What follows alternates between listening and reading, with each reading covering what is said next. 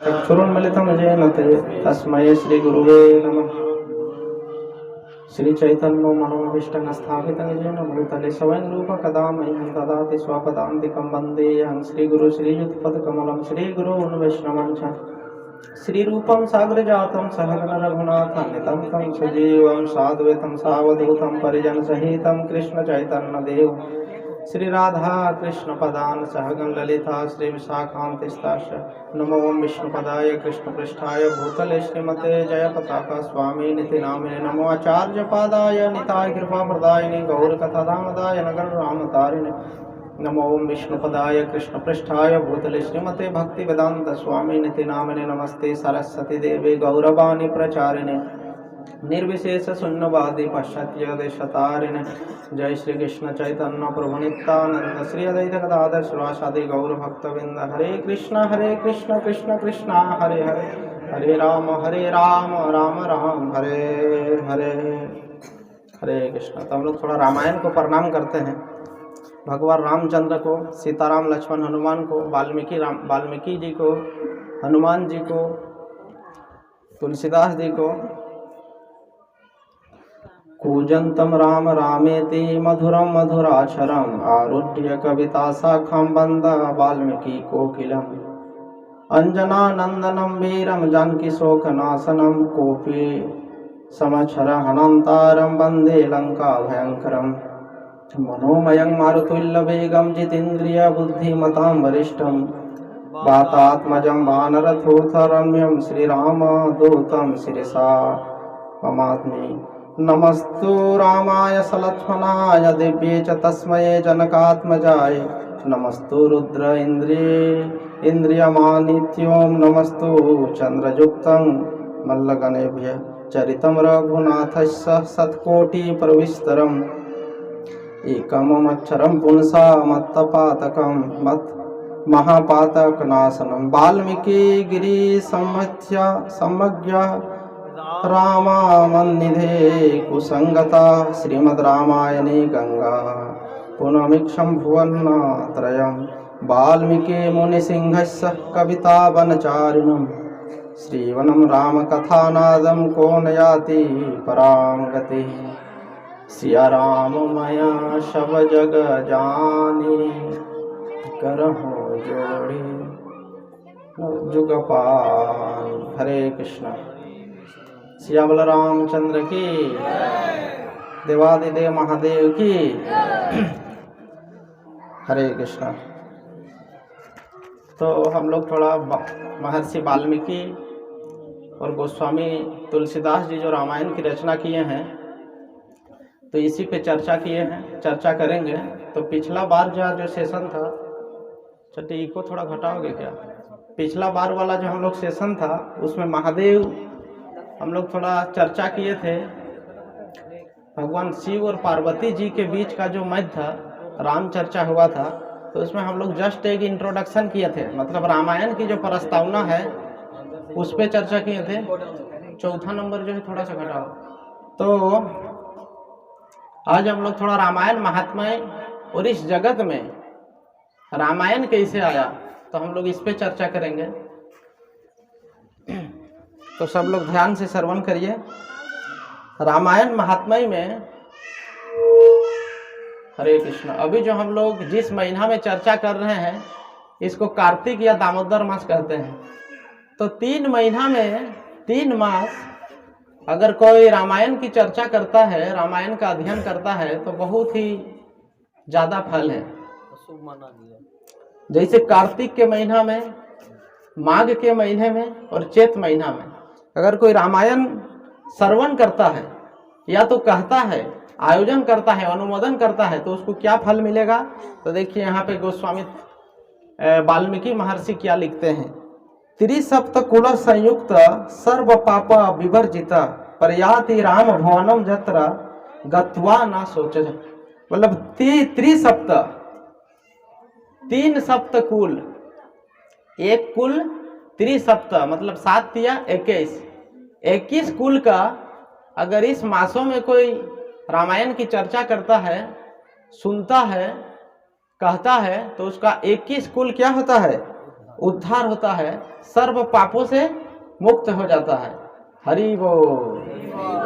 तो हम लोग का परम सौभाग्य है कि ये हम लोग कार्तिक के महीना में चर्चा कर रहे हैं, और माघ और चैत महीना में हम लोग प्रयास करेंगे कि अगर भगवान भोलेनाथ की इच्छा हुई तो हम लोग यहाँ पे चैत महीना में 3 दिन का पूरा रामायण, मतलब संक्षेप में होगा, 3 दिन पे तो समापन होगा नहीं, लेकिन 7 कांडों का जो मुख्य विषय वस्तु है उस पर चर्चा करेंगे। और क्या कहते हैं, कथा रामायणस्यापि नित्यम भवति जदगिरिः, मतलब जिस घर में नित्य रामायण का चर्चा होता है इस महीनों में, तद गिरिहं तीर्थ रूपम ही दुष्टानां पापनाशनम, और वह गिरह क्या होता है, तीर्थ रूप बन जाता है। हरि बोल। तीर्थ ही बनता है, और दुष्टों का जो दुष्ट प्रकृति होता है, वो दुष्ट मतलब दुष्ट बुद्धि जो आता है वो बुद्धि भी समापन हो जाता है। तो आज हमारा ये तो ऑलरेडी धाम है ही शिव जी का, इसमें और रामायण की चर्चा हम लोग कर रहे हैं, तो ये और तीर्थ या क्षेत्र बन गया। हरि बोल। तो इस टाइप का बहुत सारा महात्म्य है। इसमें आपका जो पुराण है स्कंद पुराण, उसमें सिर्फ कौन सा चैप्टर में खाली रामायण का जो महात्म्य है उसी पे चर्चा है। तो अब हम लोग थोड़ा चर्चा करते हैं वाल्मीकि मुनि कैसे रामायण की चर्चा करते हैं।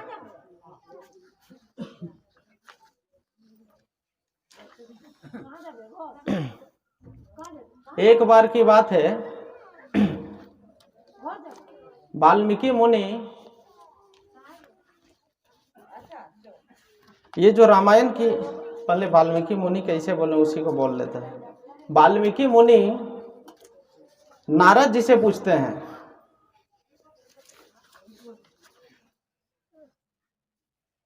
क्या बोलते हैं,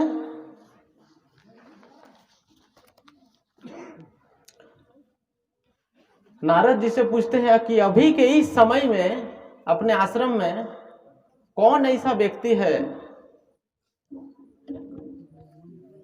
कौन अस्मिन् संप्राप्तम लोके गुणवान कश्च वीर्यवान धर्मज्ञश्च कृतज्ञश्च सत्यवाको दृढ़व्रत चरित्रेण च को युक्त सर्वभूतेषु कोहित विद्वान कह का समर्थश्च कश्चिंकम प्रिय दर्शनम।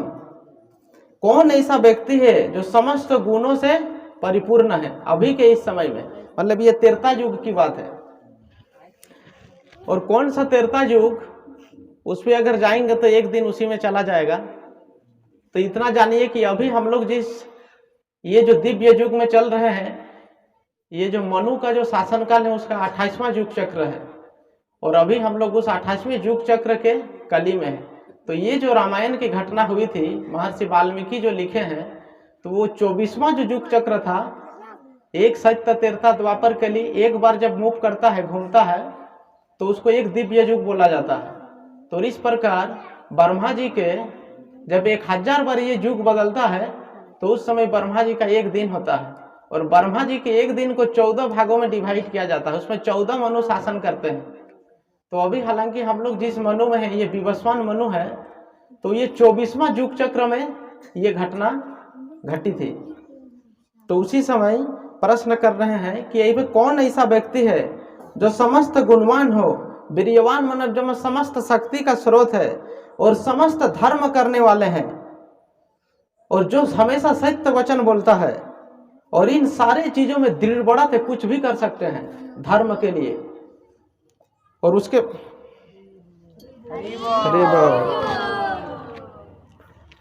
हरे कृष्णा, और समस्त विद्वान है।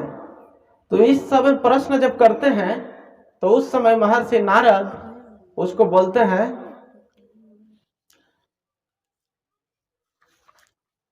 समस्त जो रामायण है, कैसे भगवान रामचंद्र कौशल्या के गर्भ में जन्म लेते हैं, दशरथ राजा का पुत्र हैं, कैसे ये विश्वामित्र ऋषि ले जाके उसको मिथिला ले जाते हैं, वहाँ धनुष यज्ञ होता है, इनका उद्धार करते हैं। ये धनुष यज्ञ के बाद मिथिला में उनका विवाह जानकी से होता है। ये सारी चीज़ों को कहने के बाद कैसे पुनः ये आते हैं, अयोध्या आते हैं, और अयोध्या से वनवास होता है, वनवास के बाद भरत उनको वापस लेने जाते हैं।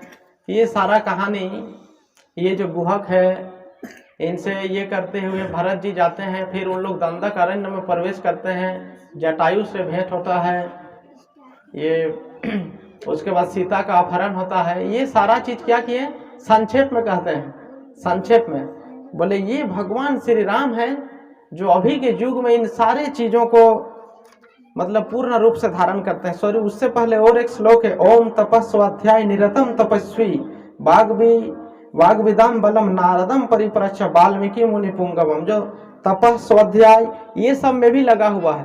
तो ये जब कहें बोले कि ये भगवान रामचंद्र है, तो उस समय भगवान रामचंद्र ये सब करते हैं तो वो भगवान श्री राम है। बोलिए श्री रामचंद्र भगवान की। तो उस समय अब महर्षि वाल्मीकि को क्या किए कि ये सब जब श्रवण किए तो बहुत आनंदित हुए, गदगद हुए, क्योंकि ये बोले कि ऐसा व्यक्ति अभी भी है भगवान श्री राम।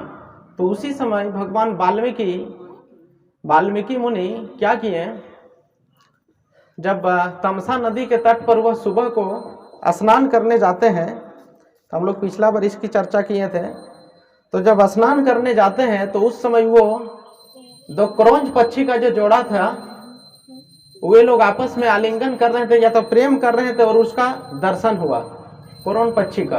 और वो तमसा नदी के तट से जब नहा के उठ रहे थे तो उसी समय एक बहेली मतलब एक शिकारी उस क्रौंच पक्षी के नर जो पक्षी है उसको मार देता है, और जब नर पक्षी को मारता है तो वो खून से लथपथ हो जाता है, और जो मादा पक्षी है वो बहुत विलाप कर रही है। पहले के जो ऋषि मुनि लोग थे वे लोग मनुष्य और हम लोग जैसे भी मनुष्य और मनुष्य में बातचीत करते हैं इसको समझ सकते हैं, लेकिन पहले के ऋषि मुनि लोग पेड़ पौधे से भी बात करते थे, पशु पक्षियों की भाषा को भी जानते थे। तो जब उनको ये देखे तो उनको बहुत ही दुख लगा, बहुत दुख लगा, और उसको क्रोध आ गया थोड़ा, और वो क्या किया, अपना हाथ में जल लिए और अब उस समय श्राप देते हैं, मां निषाद प्रतिष्ठम तम गमम शाश्वतीं समा ज्योत क्रंच मिथुनादेकम मौधिम काम मोहितम शोकाते नस्य शकुने किमिदम व्याहृत मया। जाओ और पानी जब झीट देते हैं तो उसको ऐसा श्राप देते हैं, भयंकर श्राप, कि तुमको शाश्वत शांति कभी नहीं मिल पाएगा।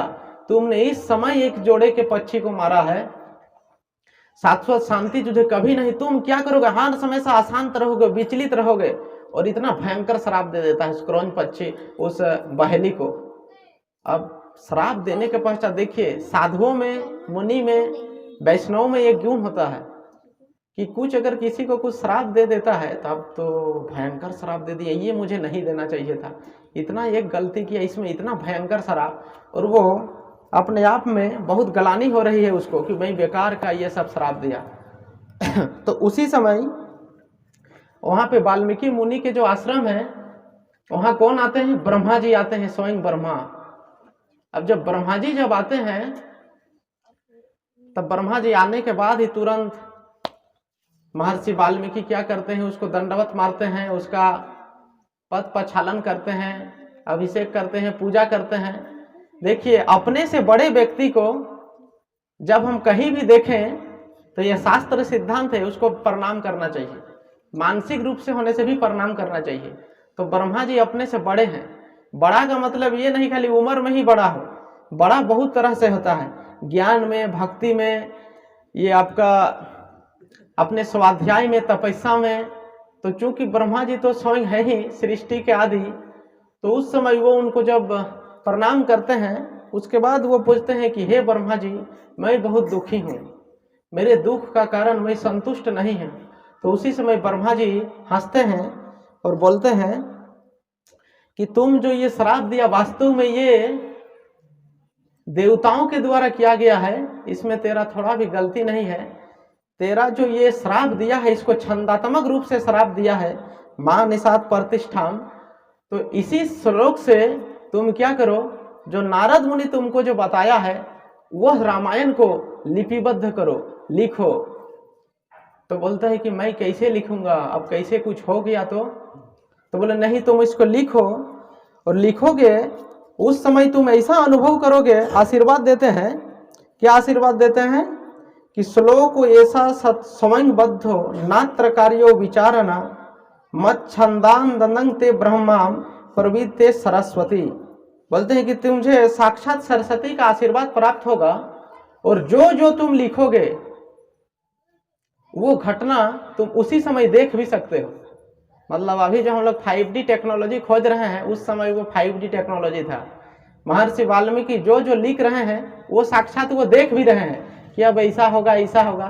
और उस समय जब वो आम का वर्णन करते हैं फलों में, तो वो क्या करते हैं, वाल्मीकि मुनि को ऐसा आशीर्वाद हुआ कि आम को खा भी सकते हैं, चख के टेस्ट भी कर सकते हैं कितना मधुर है।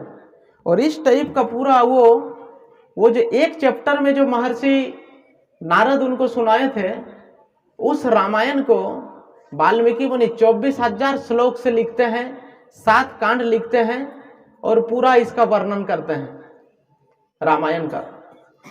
और इस रामायण का जब वर्णन करते हैं तो उसी समय हम लोग थोड़ा गोस्वामी तुलसीदास पे जाएंगे। अब थोड़ा इस पे चर्चा समापन कर लेते हैं। अब इस रामायण को जब ये लिपिबद्ध किए तब इसको सुनाएगा कौन, तो उसी समय घटना हुआ था, क्योंकि ये चीज उसी समय में घटना घटी थी। तो वो अपने शिष्य लव और कुश को सुनाए थे, राम के पुत्र को। और वो लव कुश क्या किए थे, अयोध्या के नगरों में जाके ये राम कथा सुनाए थे। मंगल भवनाया मंगल हारी, दड़हु सो दशरथ यजर बिहारी। राम सिया राम, राम सिया राम, सिया राम जय जय राम। इस टाइप का जब वो रामायण सुना रहे थे तो उस समय भगवान राम को पता चला कि 2 व्यक्ति आए हैं, ऐसा सुना रहे हैं। तो मुनि बालक, और वो बालक दिखने में कैसा था उसका भी वर्णन है, अभिन्न राम से, एकदम राम के ही समान तेज। मतलब ऐसा लग रहा था कि राम अंदर है तो बाहर उसकी छाया है। और जब इस राम को, तब उसको राम भगवान उसको अयोध्या के जो राज्य सभा है वहां पे बुला के दोनों लव और कुश से रामायण सुनते हैं। तो सुन के वहां पे सब लोग थे, राम लक्ष्मण भरत शत्रुघ्न कैकेयी कौशल्य, ये सुमित्रा आर्य सुमंत, ये सारे लोग हैं। और वो रामायण सुन रहे हैं, सबके आंख से रोमांचित हो रहा है, शरीर कांप रहा है। वहां पे एक ही व्यक्ति नहीं है, वो माता जानकी, जानकी माता की, वो जानकी माता नहीं थे और ये कथा सुन रहे हैं। तो यहाँ से वाल्मीकि मुनि का रामायण प्रारंभ होता है। हम लोग पिछला बार चर्चा किए थे, भगवान शिव पार्वती मुनि को बोल रहे, पार्वती देवी से कह रहे हैं। और भगवान शिव एक बार रामायण सुनने कहाँ गए थे, अगस्त ऋषि के आश्रम में, कुंभज ऋषि के आश्रम में। तो उसी समय पार्वती जी भगवान शिव से प्रश्न करते हैं, तो फिर वहां से रामायण चालू होता है। गोस्वामी जी इसको मेंशन किए हैं, तुलसीदास जी। तब तुलसीदास जी रामायण कैसे लिखते हैं हम लोग इस पे चर्चा कर रहे हैं। देखिए थोड़ा ध्यान से सुनिएगा, बहुत गूढ़ रहस्य है ये सब। इस सब को खोजने के लिए काफी पापड़ बेलना पड़ता है। मतलब आसानी से हम लोग सुन जाते हैं, लेकिन ये भक्तों की कृपा है, कई महीने लगते हैं एक श्लोक खोजने में। एक शास्त्रों का सार निचोड़ है ये सब। ये मेरा नोट है, तो इसमें बहुत कम से कम इतना किताब उससे से लिख के मिला है। ये कोई साधारण नहीं है, आपको सुनने को अन्यत्र नहीं मिलेगा। आप सुनिए कि रामायण गोस्वामी जी कैसे आए। तो उसी समय हनुमान जी जब रामायण की रचना किए थे वाल्मीकि मुनि, तो उसी समय हनुमान जी भी एक रामायण की रचना किए थे, रामायण शतकोटि अपारा। तो जब दोनों पे चर्चा हो रही तो हनुमान जी भी अपना गा रहे हैं। और वो कहाँ पे लिखे थे, पत्थरों पे, अपने नखून से उस पत्थरों पे श्लोक लिखे थे सारा रामायण का। और क्या थी कि रामायण अपना वो गा रहे हैं, राम सिया राम जय जय राम रामायण। तो उसी समय वाल्मीकि मुनि उस रामायण को सुनते हैं। तो वाल्मीकि मुनि जब रामायण सुने तो उसके शरीर रोमांचित हो गया, पूरा आनंदित हो गया। तो हनुमान जी और वाल्मीकि में संवाद होता है कि बोले कि ये आप रामायण किए हैं, बहुत अच्छा आपका रामायण, बहुत सुंदर है। तो हनुमान जी बोलते हैं मांगो कुछ, आशीर्वाद उसी तरह मांगना है क्या, आप भी तो रामायण की रचना किए हैं। तो बोले कि आशीर्वाद तो मैं ही मांगूंगा। वाल्मीकि मुनि के ये मतलब मन में ये आ गया कि अगर ये हनुमान जी वाला रामायण रहेगा तो मेरा जो रामायण है इसका जो ख्याति है समापन हो जाएगा। मतलब मेरा बहुत ज्यादा उसको क्या बोलते हैं, कीमत नहीं रहेगा। कीमत मतलब अभी जो प्रसिद्ध नहीं होगा। तो उस समय बोलते हैं काम करो, आप जितना रामायण लिखे हैं ये रामायण को जल में बहा दीजिए, हनुमान जी को कहते हैं। तो हनुमान जी क्या करते हैं, ठीक है इतना छोटा बात है, सारा वो रामायण को जल में बहा देते हैं। तो उस समय वाल्मीकि मुनि, लेकिन हनुमान जी को आया इसका जो ब्रेन है ये त्रेता युग वाला नहीं है, इसकी बुद्धि कलियुग के प्राणियों की तरह है, मतलब ये नाम कमाने अपना प्रसिद्ध पाने के लिए है। बोले जा मैं तुझे श्राप देता हूं कि तू कलियुग में जन्म लेगा, और श्राप दे देते हैं। तो वही वाल्मीकि, भविष्य पुराण में इसका वर्णन है, वही वाल्मीकि गोस्वामी तुलसीदास जी के रूप में प्रकट होते हैं। अब जब तुलसीदास जी के वहां पे श्लोक भी बहुत सुंदर है, अगर उस श्लोक सुनना चाहते हैं तो देखिए, भविष्य पुराण में वर्णन है, वाल्मीकिम सो तुलसीदासम भाषा रूपांतरम करिष्यसि। वाल्मीकि जो है उसी भाषा जो संस्कृत में लिखे थे उस सारे भाषाओं को गोस्वामी तुलसीदास क्या करते, अवधी भाषा में लिखते हैं। तब तुलसीदास कैसे प्रकट हुए, क्या हुए, अब हम लोग थोड़ा संक्षिप्त में जानते हैं। बोलिए गोस्वामी तुलसीदास जी की। तो प्रयाग के पास चित्रकूट जिले में राजपुर नाम का एक ग्राम है। तो वहां पर आत्माराम दुबे नाम का एक व्यक्ति है, ब्राह्मण है, उनकी पत्नी का नाम हुलसी देवी है। उसके गर्भ से गोस्वामी तुलसीदास जी प्रकट होते हैं। और कब प्रकट हुए थे तुलसीदास जी? जो प्रकट हुए थे वो विक्रम संवत जो है, विक्रम संवत 1554 ईस्वी में श्रावण शुक्ल सप्तमी के दिन, और अभुक्त मूल रक्षत में प्रकट हुए थे। और गोस्वामी तुलसीदास कितने महीने तक गर्भ में रहे थे जानते हैं? 12 महीने तक। ऐसे साधारण लोगों का जो गर्भ होता है, हम लोग जैसे व्यक्ति का, तो हम लोग का 9 महीने में वो मतलब प्रेगनेंसी हो जाता है, लेकिन गोस्वामी तुलसीदास 12 महीने तक गर्भ में थे।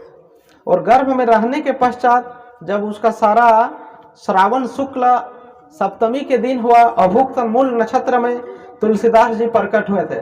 और जब वो प्रकट हुए थे तो हम लोग जैसे रोते हैं वहां रोते हैं, तो गोस्वामी तुलसीदास जी रोए नहीं थे, राम राम बोल रहे थे।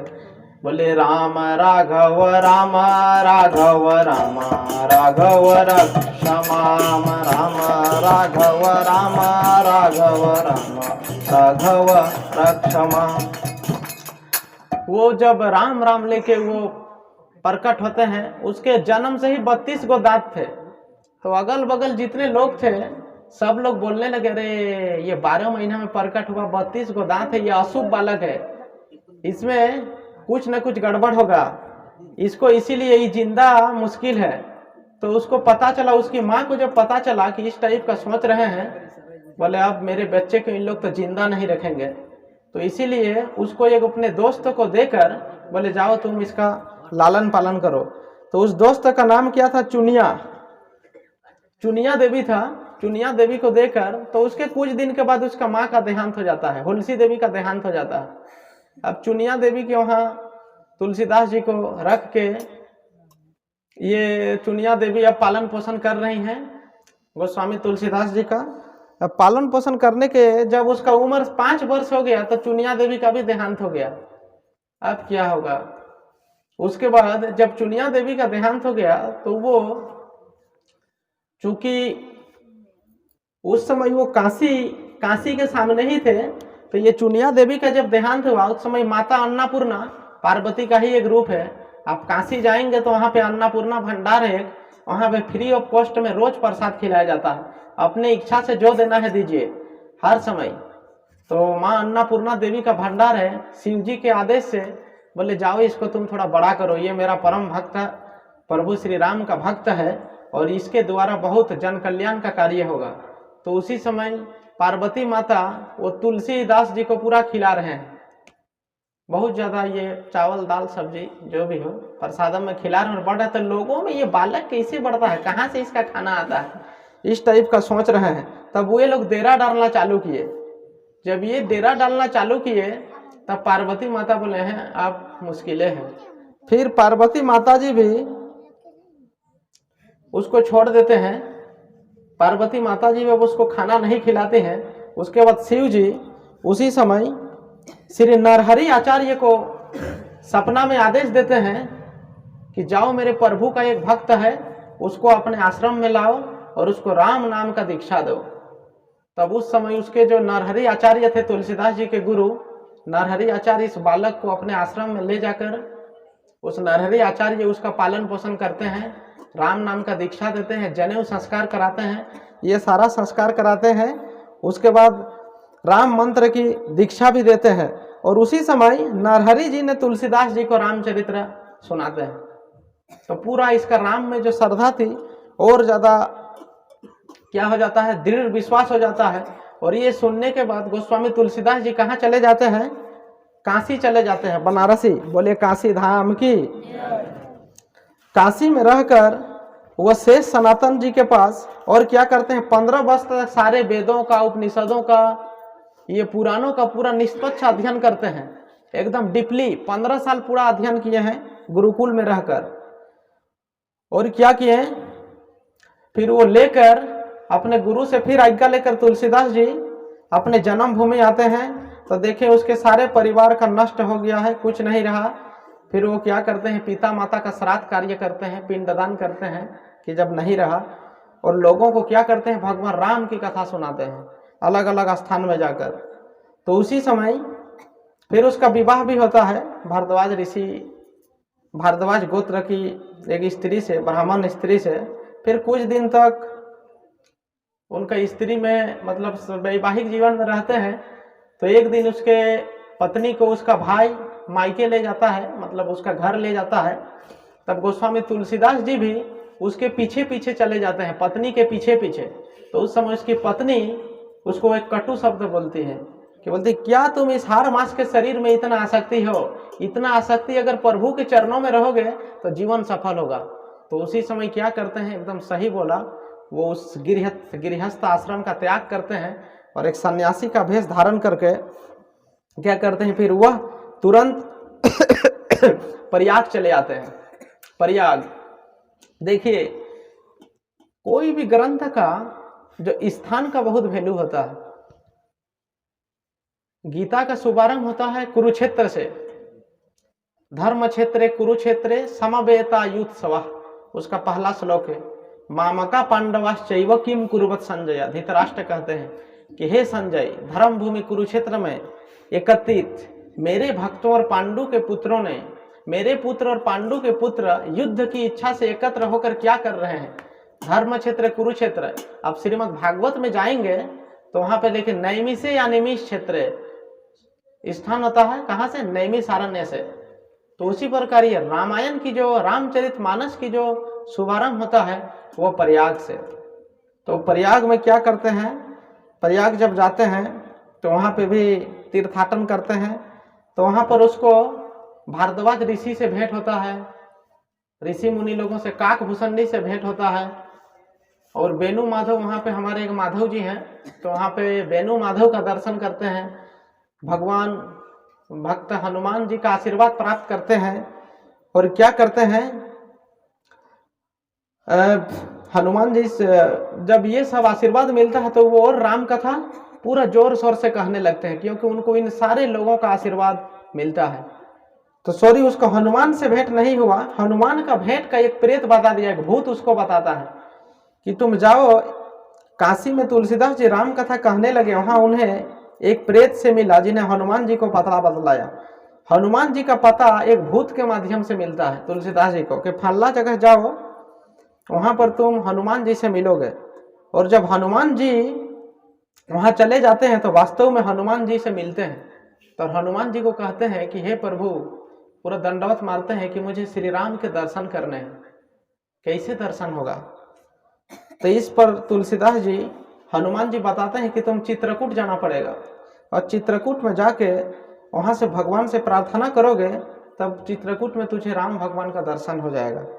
तब वो फिर चित्रकूट चले जाते हैं गोस्वामी तुलसीदास।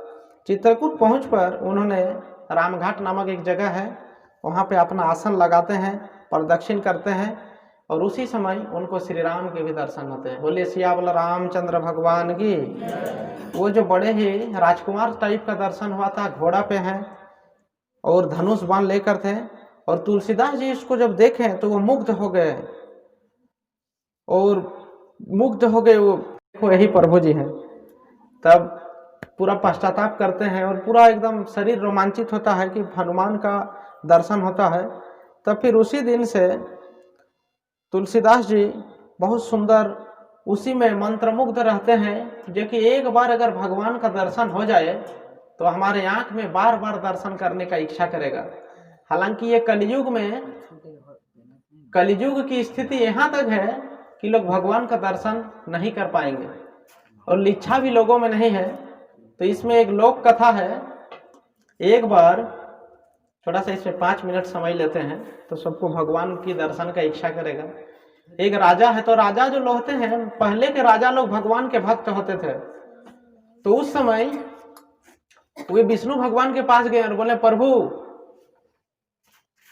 आप क्यों नहीं हमारे राज में आते हैं और सब लोगों को दर्शन दे देंगे। आपके दर्शन से हमारे राज के जितने लोग हैं सबका उद्धार हो जाएगा, मुक्ति मिल जाएगी सबको। तो बोलते हैं, राजा कोई दर्शन नहीं करेगा मेरा, मैं जाऊंगा भी तो मेरा कोई दर्शन नहीं करेगा। तो ना कैसे नहीं करेगा, आप मुझे कृपा करिए ना, सब जितने लोग हैं राजा के सभी को आप दर्शन दीजिए। तो उस समय बोलते हैं, अच्छा ठीक है, फला दिन को मैं एक पहाड़ के ऊपर रहूंगा, वहां सब लोगों को घोषणा कर दो कि वहां पे भगवान आएंगे, सब लोग दर्शन करने आए, जो लोग भगवान का दर्शन करेंगे उसका उद्धार हो जाएगा। तो राजा क्या करते हैं, इसकी घोषणा पूरा अपने राज्य में करवा देते हैं कि फला दिन को इस पहाड़ के ऊपर भगवान आएंगे, सबको दर्शन के लिए जाना है। तब अब भगवान का दर्शन करने अगर कोई ऐसा घोषणा करेगा तो भीड़ होगा कि नहीं? हरि बोल। कितने लोग होंगे? पूरा गांव के लोग जाएंगे, उसमें भगवान का दर्शन करेंगे। तो क्या करते हैं, सब लोग उस पहाड़ की ओर जाते हैं उस दिन। तो जब पहाड़ की ओर जा रहे हैं, तो जब जाने से पहले वहां देखें, जैसे ही जा रहे थे तो रूपा जो होता है चांदी का, पूरा सिक्का का पहाड़ बना हुआ है। जाते समय पूरा पहाड़ है चांदी का।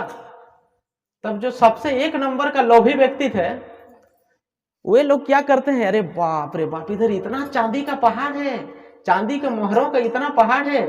बोलते राम भगवान का तो दर्शन होवे करेगा, पहले चांदी का सिक्का सबको ले लेते हैं। तो उस समय वे लोग जो एक नंबर का लोभी थे, ये लोग चांदी के सिक्का को अपना अपना करके बोले, घर चलो, अब इसी से हम लोग सुख पूर्वक रहेंगे, अब मुक्ति मुक्ति तो होते रहेगा। फिर भी कुछ लोग बचे, फिर वे लोग जा रहे थे। तब आगे कुछ दूर आगे जाके देखे, सोने का पूरा उसी प्रकार सिक्का का पहाड़ जमा है, सोने का। तो जो उससे थोड़ा बोले, चांदी वाला तो था, ये सोने वाला है, क्या करें, ले कि नहीं। थोड़ा मन में लोभ हुआ, और जो उससे थोड़ा बड़ा लोभी थे, उन लोग उस सोने का जो सिक्का था, मुहर था, उस सारे सोने के सिक्के को लेकर अपना अपना घर आ जाते हैं। और कुछ लोग बचते हैं, बोलते ना ना प्रभु का ही दर्शन करेंगे। ऊपर जाते हैं तो उससे भी कीमती जो हीरे मोती जेवरात ये सब है, उससे ऊपर जाते हैं तो इन सब का पहाड़ मिलता है। तो बोलते हैं हाँ, चांदी का सोना को और ज्यादा मिलते रहा, तो वे सबको लेकर चले आते हैं। तो इस क्रम में करते करते लास्ट में कौन कौन बचता है? राजा और रानी। हरि बोल। सब लोग अपना अपना घर चले गए। तो जब लास्ट समय जब गए तो रानी, जब राजा और रानी जा रहे तो रानी देख रही है कि बहुत कीमती ये मुक्ता उक्ता मूंगा उंगा जो बहुत हाई, बहुत ज्यादा कीमती जो होता है, ये सब यहाँ पर रत्न उतना है, पूरा ढेर है। तो रानी को भी लोभ हुआ कि ये सब तो मेरे पास है ही नहीं रे बाप, इतना कीमती कीमती रत्न है। तो इन सारे रत्नों को क्या करते हैं, वो समेट के बोलते हैं राजा, वो भी चल जाते हैं। और लास्ट में जब पहाड़ के शिखर तक पहुंचते हैं तो भगवान वहां पे बैठे हैं, और राजा जब गए तो दंडवत मारे, बोले प्रभु कहाँ राजा जी, आपके लोग पूरे लोग आने वाले थे, इधर कहाँ गया सब? तो दंडवत, प्रभु आप धन्य हैं, आप सही बोलते हैं कि यहाँ आपका दर्शन करने कोई नहीं आएगा। तो ये कलयुग का प्रभाव है कि इस टाइप का तो हमारा जीवन कहीं ना कहीं इसी प्रकार हर लोगों का जीवन फंसा है कि प्रभु श्री राम के कलियुग में भगवान 3 रूप में आते हैं, नाम रूप में, शब्द रूप में और आर्च विग्रह के रूप में। नाम रूप में मतलब श्री कृष्ण चैतन्य रस विग्रह नाम नामी नाभिन्नो अभिन्नत्वान। पद्म पुराण में वर्णन है कि नाम और नामी में अभिन्न है। जैसे हमारा कोई नाम जपेगा, बुद्धदेव बुद्धदेव बोलेगा, या वल्लभ बुद्धदेव चाहे मनोज कोई बोलेगा, तो उसको उसका रस नहीं मिलेगा। लेकिन भगवान का जब हम नाम जपेंगे तो उसमें आनंद मिलेगा, क्योंकि भगवान का जो नाम है आनंद स्वरूप है। हम लोग यहाँ पहले कीर्तन किए तो सबको आनंद लगा कि नहीं? जो जिस भाव से जपेगा उसको उतना आनंद आएगा। तो ये सब नाम और नामी में अभिन्न है कलियुग में। फिर शब्द रूप में ये जो रामायण भागवत है, ये भी साक्षात भगवान है, इसमें भी साक्षात भगवान का स्थापित है। और आर्च विग्रह, जिस मूर्ति को प्राण प्रतिष्ठा किया जाता है भगवान का शुद्ध भक्तों के द्वारा, तो वो भी साधारण पत्थर नहीं है, वो साक्षात भगवान है। तो ये 3 रूप में आते हैं। तो हम लोग थे चित्रकूट में, और वहाँ गोस्वामी जी जब दर्शन करते हैं राम भगवान का, तो उसी समय दर्शन लेकर फिर वो हनुमान के आदेश से अयोध्या चले जाते हैं। और क्या करते हैं, प्रयाग में जब माघ मेला लगता है, अयोध्या की ओर चल पड़े, तो जाने के क्रम में जो कुंभ मेला, माघ मेला, जो ये मकर संक्रांति वाला मेला है प्रयाग में त्रिवेणी संगम में, तो वहाँ बहुत लाखों लोग जाते हैं स्नान करने। तो वहाँ स्नान करके कुछ देर रहने के बाद वो अयोध्या की ओर चले जाते हैं, और वहाँ पे पुनः भारद्वाज ऋषि और याज्ञवल्क्य ऋषि से उनकी भेंट होती है, और वहाँ से वो आशीर्वाद लेकर चले जाते हैं। और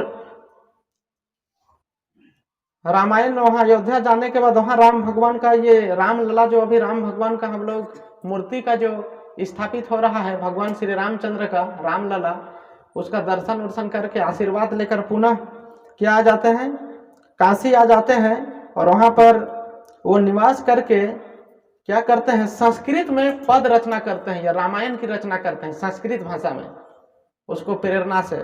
जब ये संस्कृत भाषा में पद रचना करने लगे, और वो क्या करते थे, जैसे आज लिखें, ये लीला लिखे, बालकांड लिखे, और ये रख देते थे।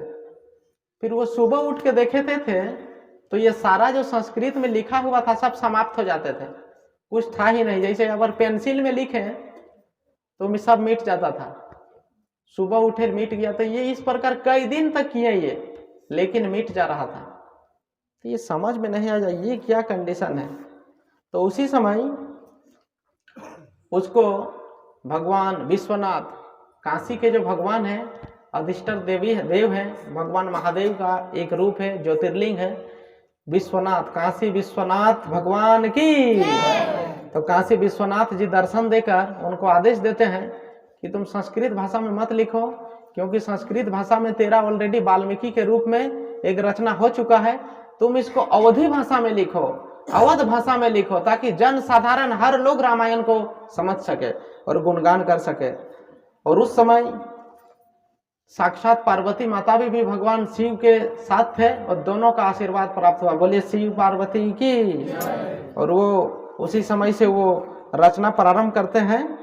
और जब प्रारंभ करते हैं तो वो रचना प्रारंभ करने गोस्वामी तुलसीदास को ये जो रामचरितमानस लिखने में कितना समय लगता है, 2 वर्ष 7 महीने और 26 दिन।